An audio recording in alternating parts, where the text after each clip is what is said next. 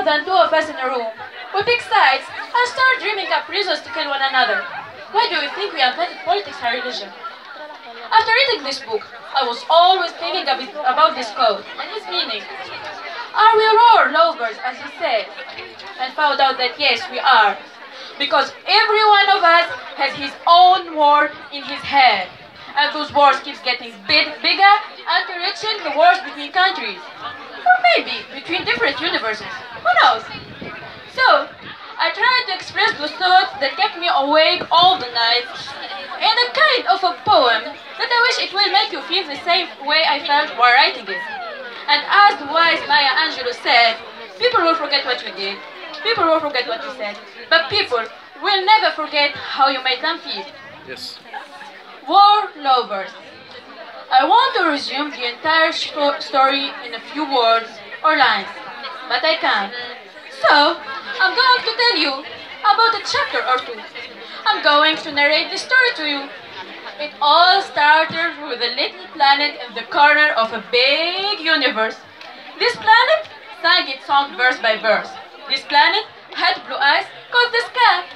It had a kind of beauty that we can't identify. And there was Adam and Eve. They were writing their story in the history that will last forever. That won't be forgotten. Never. Fell from heaven. The first sin has been committed. They ate from the fruit that was prohibited, found themselves on earth, and that's when the story begins. By a gentle touch of Aphrodite's hand, they were deeply in love, love that will never end. But they never expected that their beloved children will commit the first crime, that because of them, the blood will flow on earth for the first time. And that's when humans knew the meaning of injustice. One Kabil killed Habib.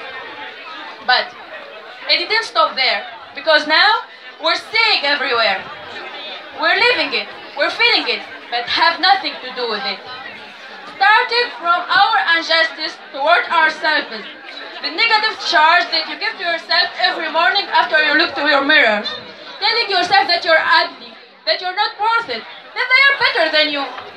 The war that you start every night in your head before going to bed, trying to survive while you're drowning in your own thoughts, while someone else is trying to survive under the bombs, trying to survive without food, while someone else is trying to fix his broken heart and replacing all what he lost.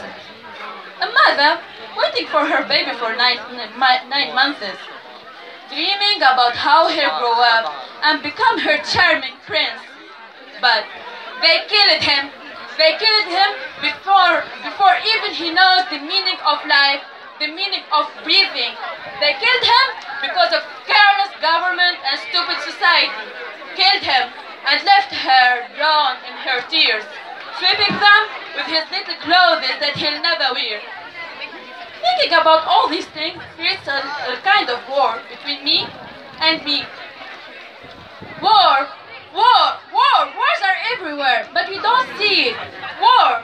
They blame Irish for it, but they don't know that they are the real gods of war. What about peace? Yes, please. Why not spread love? Try to ignore all the chaos in the world and just create new rules. Or why not recreate new earth, where hate doesn't exist as a dictionary, and the children will never know what does the word war even means. Yes. Where our parents stay our heroes forever. And our nightmare is missing our favorite show on TV, where we're allowed to be who we really are and never judge it for how we look. Where white and black are the same, and women are respected and not the ones to blame. It seems like I'm talking about the perfect world, right? That we'll never reach. Where it doesn't matter if you're poor or rich. Sounds impossible, right? But it's not. Just if every one of us changed himself a little bit. Started with those little things that later will create big changes. Believing that he'll draw the smile on million faces. Believing that we'll create better places. Just if we try together, because it's no or never.